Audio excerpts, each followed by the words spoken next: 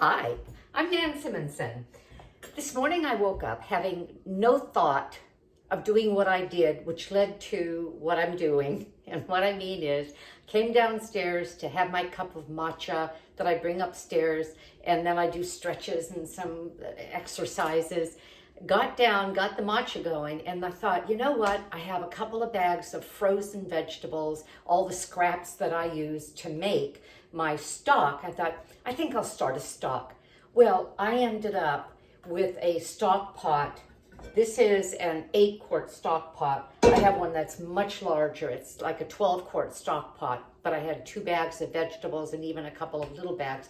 It's been a while since I've made stock, and the vegetables just keep building up, and I don't throw away the scraps. So, and I have a video about that, making stock, but in my cooking channel on YouTube, it's under Nan Simonson, and there's a space between the Nan and the Simonson, or just go to my website, nansimonson.com, and there's a link that will take you right to the cooking channel.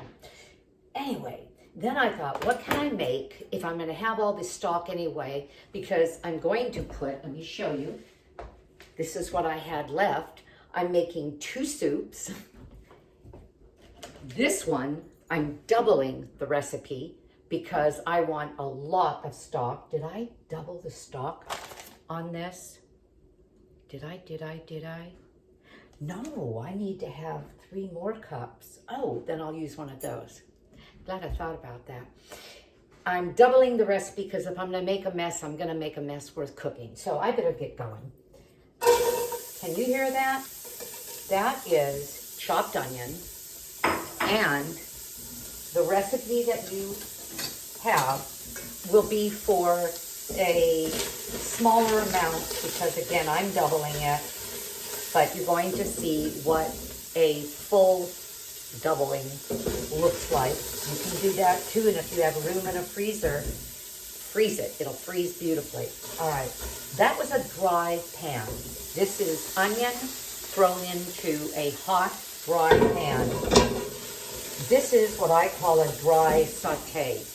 Onions have a lot of juice, more than a carrot, well, not more than a celery, but celery doesn't brown the way onion does. Onion has a certain sweetness, and I like to bring out that caramelization in an onion. So I start with a hot pan. It's going to get a little bit brown, and I'm going to see a tiny bit of brown bits on the pan.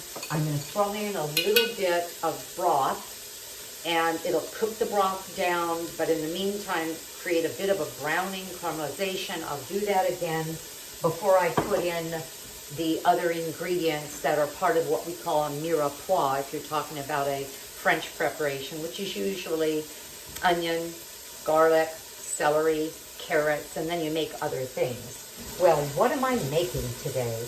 I am going to be making a creamy corn chowder. I love corn chowders. And this one, I could use an immersion blender and blend part of it, or leave the whole thing kind of chunky. And I'm going to leave it chunky. I may experiment with making part of it creamy so that I have a bit of a cream base. We'll see. And whatever I decide to do, I'll write on the recipe as a possibility. So I'm going to add a little bit more, or a little bit of this broth.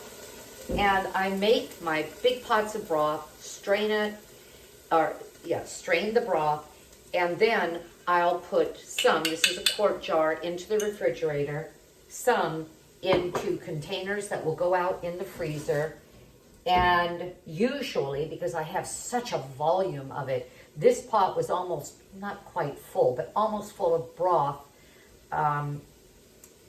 once I strained the vegetables. So there was quite a bit. If this is 8 quarts, that's what, 32 cups? And what a way to get a free meal. Now, the rest of this wasn't free, but there wasn't very much cost to this. I'm going to have enough to serve other people, either from the freezer, or I may keep some and invite, I'm thinking of someone that I might invite over who also loves a good corn chowder.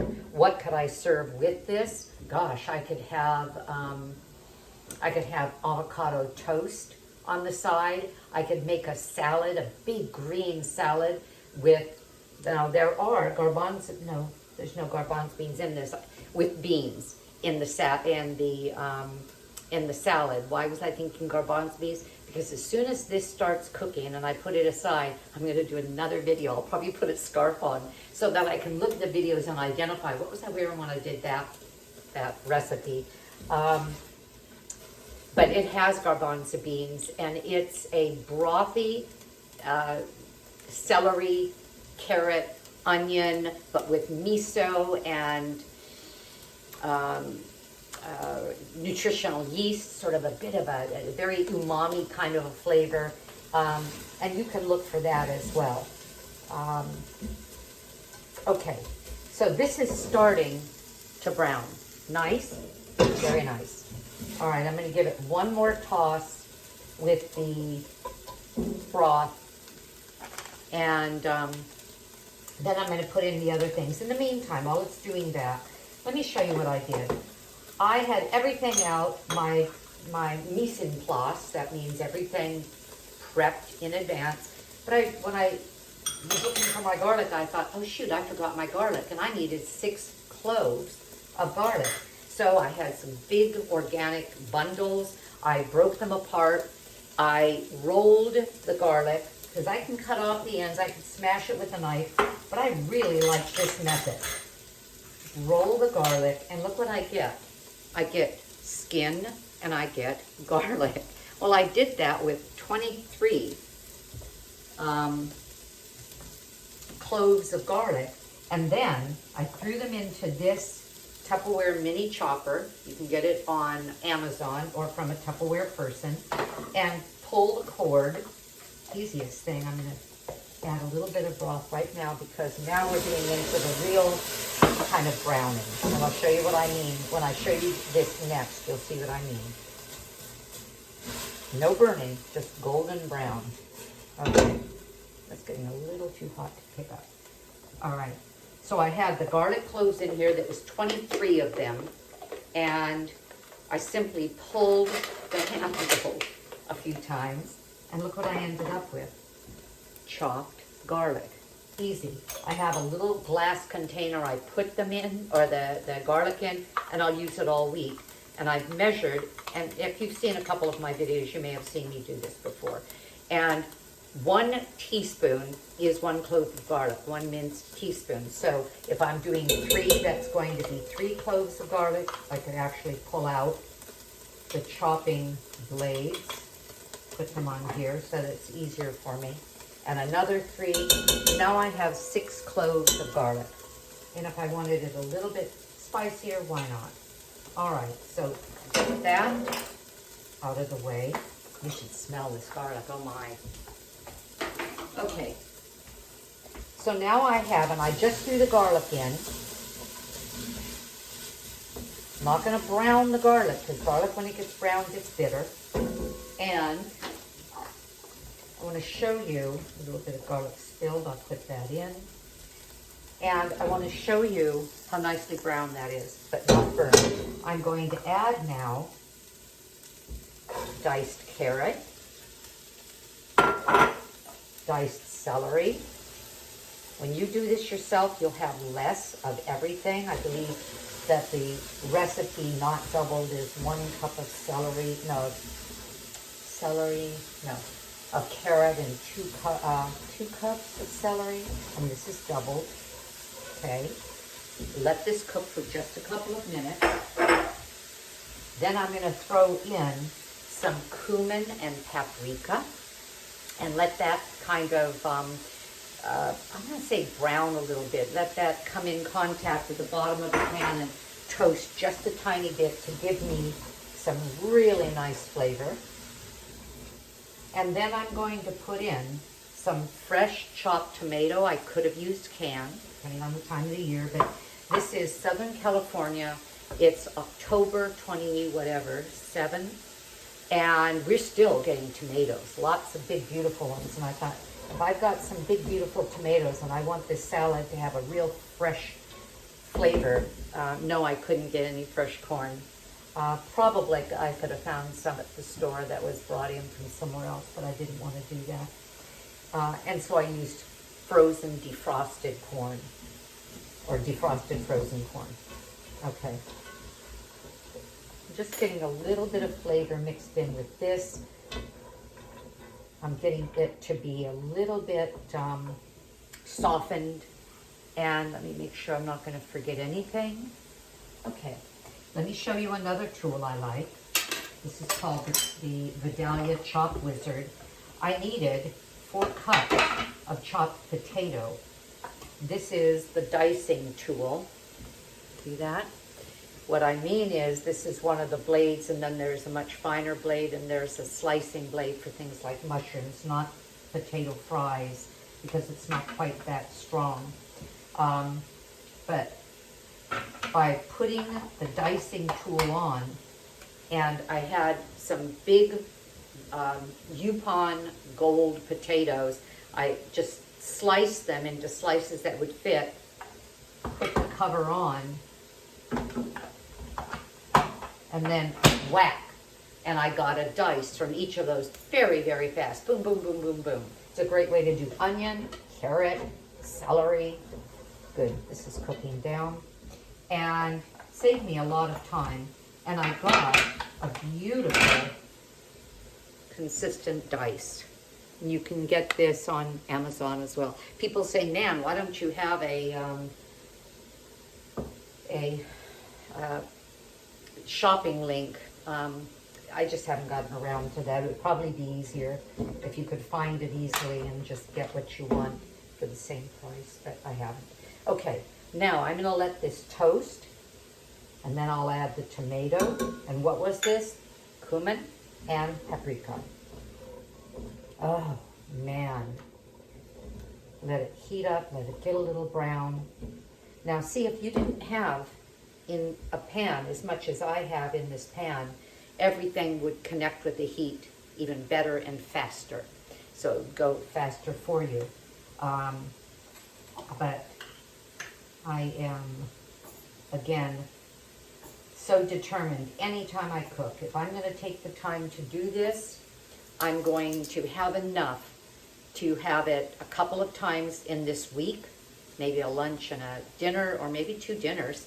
And then I'm going to have enough to put in the freezer. I love my freezer library. I call it a food library because I'll go in and I know I need food for a couple of nights. And I'll take one of these, and I'll take one of these, and I'll take one of these, and then the rest of the meal is just going to be what becomes an accompaniment. I have a chili in there now that I defrosted, and I have a Cuban bean that I defrosted that I'll make with, or serve with brown rice. That's how batch cooking works. That's how we can have whole foods that are plant-based. I don't use processed foods. I won't say ever, but very, very little, because there are very few processed foods that are not packed with salt, oil, and sugar. And all of those foods make you want to eat more and more, and that's why processed food makes you want to eat more and more. And they have shown that people who eat processed foods, fast foods, they will end up eating more because the foods, especially that are highly processed, things that aren't even food anymore, they digest much more quickly. They raise blood sugar. When the blood sugar falls, you want to eat more quickly than you would if you had had whole foods in your system. And people on an average eat 300 calories more a day when they eat a lot of fast food, and they tend to gain weight very easily. Okay, now, let me show you this. Love it. Isn't that nice? Lift it up for you. So we have carrot, onion, celery, paprika, cumin. I'm going to throw in this beautiful, fresh, it was too big, fresh tomatoes. And this is a corn chowder. Isn't that interesting? I loved, when I looked at this recipe, what I saw. And because there'll be corn, and it's going to be creamy, but it is all whole foods, beautifully fresh, and nicely prepared. So I'm going to let this go for 25 minutes, and then I'll be back to you. In the meantime, I will have made another recipe, and I'll tell you about it. I may even have it to show you. Wouldn't that be fun? We're not eating this tonight. We're eating the other one tonight. Yeah, I think I'll do that. I'll tell you what the name of it is, and you'll be able to find that on my channel as well. Okay, potatoes. Now, where is the corn? Well, that comes last, because when you have frozen corn, it means it's already been blanched, and it's basically cooked. And I used fire roasted, so that'll be nice. We'll add some additional flavor. And let's let this cook for 20 to 25 minutes with 6 cups of broth. Now, isn't this an interesting measuring cup? I love this set. It fits together like this. This is up to 4 cups. This is a 2-cup measure, a 1-cup measure. See, I should have these on a channel. A 1-cup measure and a 1/2-cup measure. And I'll tell you what I like about them. They are silicone. And unlike plastic that you don't want to get hot food in contact with that you're going to eat. That's why if something comes in a bag, like I have frozen rice that I bought at Trader Joe's for a real quick, throw it on the table kind of thing, but I very seldom use it. But I just used it the other day. My husband wanted some brown rice with something that that I had as a soup, and he wanted a little bit more body to it. And I simply heated the brown rice, but never in those plastic bags that they come in. Put it in a bowl, put a cover on a bowl, which meant just a plate, and put it in the microwave to heat, or you could heat it on the stove. I am fine with the microwave for heating things. Dr. Greger, whom I pay a lot of attention to with his nutritionfacts.org, has shown that research verifies the safety of the microwave. Now I'm gonna put a little bit of this brand new broth that I was about to freeze into my brand new soup, because I didn't double that. I don't know why. I just didn't do that. So I'm gonna pour in. I need 3 more cups. And I like a brothy soup, so I'm gonna have plenty of broth in here. Okay, it's actually 3 1/4. I'm fine with that. Oh, so the point of these is that they are silicone, and I can put hot broth, hot liquids in this. For example, when I make my oat groats in, and you can find that on my channel, and it was taken from what Tammy of Nutmeg Notebook taught us as a way to make oat groats, and I think she got the recipe from somebody else. 2 cups of oat groats, I always rinse them. 3 cups of boiling water, and so I can pour the boiling water into this. I just put it in my tea kettle and then pour boiling water, and silicone can take the heat. That's why you can bake in silicone as well. So, all right, people, I will cover this. I'll get back to you in just a bit, and you'll see the conclusion of this. All right, I'm back. So the soup has cooked. It was about 25 minutes. The potato is tender. The celery still has some crunch to it. I'm going to add corn. Remember, I've doubled this, so I've got 3 cups of corn here instead of a 1.5 cups. I'm going to let the corn cook just a little bit. At least I should, but I'm not going to. I just want to show you how this goes and not have you wait, because I would have to pull it back up to a boil again. And I'm not serving this tonight. I was making another soup after, actually I told you, and that soup was called chickpea noodle soup. Just plain old chickpea noodle soup, and I got it from Plant Strong, and it was a delicious meal. We had that with a avocado toast and a nice salad, and it was wonderful. So I'm simply going to let this cool tonight and package it up and freeze some, and have it for tomorrow night's meal. Now, I'm adding to it lime juice, and I'm adding to it lime zest. Don't miss this part. This is the zest from a lime, and it adds a citrus note that you don't get from the juice. And what is the zest? Here's a zester. Here's a zester. They're both very popular. And what you do to zest is simply run the lime before you squeeze it. It's really hard after you squeeze it because there's no rigor to the skin. And you run this across until you get what you want. And it's going to be a teaspoon of it. And I'm adding some cayenne and some salt and pepper. And you add as much of this as you want based on the flavor that you want. See, I'm picking up the notes of the lime. And then here's the surprise ingredient.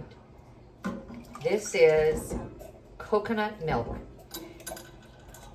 The original recipe calls for whole coconut milk. I think that is, I'm gonna pull this up a little bit.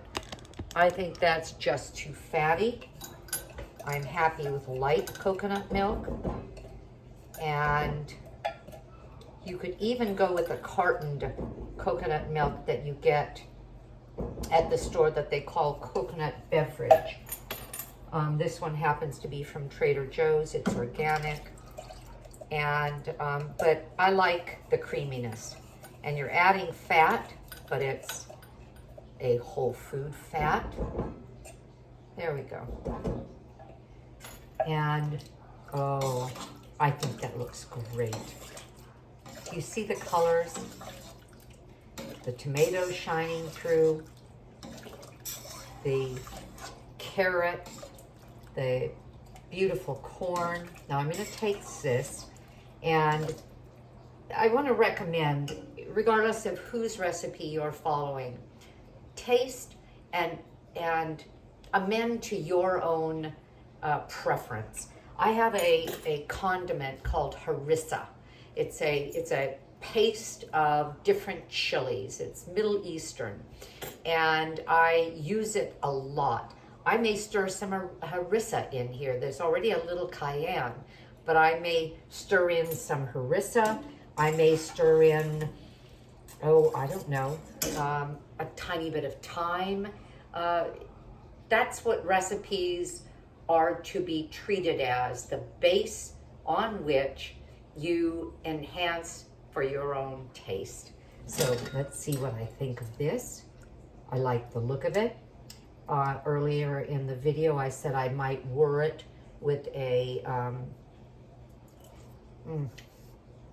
immersion blender to give it somewhat of a emulsified flavor, or not flavor, but texture, rather than just all cubes and bits.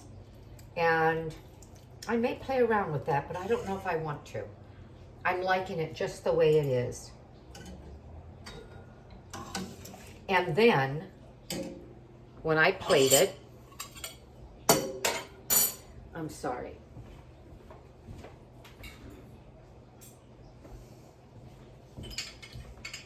Put it away after I served my last soup.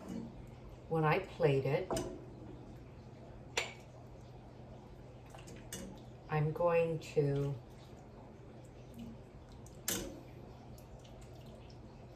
sprinkle it with a little of my own homegrown chives. And I think I'm going to add just a little bit more texture to it so that we can see the texture of the dish. There we go. A few more chives, and then I'm done. We'll turn this off, cool it off, and store it. Take a look. Pretty, huh? Very nice. And simple. And really good. Thank you for viewing, and take care of yourself, and stay tuned for more recipes. Bye.